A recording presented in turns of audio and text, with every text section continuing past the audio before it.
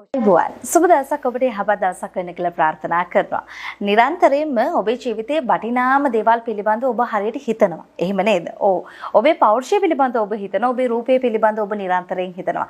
ඔබේ රූපය වගේම හිතන තවත් කාරණාවක් තියෙනවා. ඒ තමයි ඔබේ කොණ්ඩේ කියලා කියන්නේ. ඉතින් අපිට හිතුණා මේ කොණ්ඩේ පිළිබඳව ටිකක් වැඩි වශයෙන් අවධානය යොමු කරන්න නැත්නම් වැඩි වශයෙන් කතා කරන්න. රූපය ගැන දීලා තියෙන අවබෝධයම නැත්නම් අවධානයම ඔබ කොණ්ඩේටත් දීලා තියෙනවද?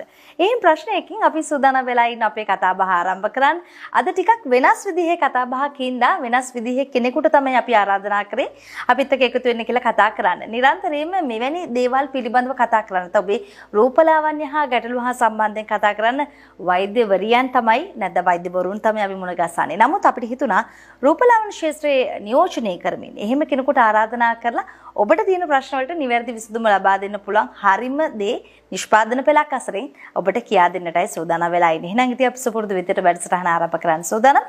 බොහොම ආදරෙන් පිළිගන්න සූදානම් වෙන්නේ බදුල්ල සැලොන් හැඩකාරී අධිපතිනි රූපලාවන්‍ය පාඨමාලා උපදේශිකා රෝෂිකා දිසානායක මහත්මිය. අයිබෝන් සුබ දවසක්.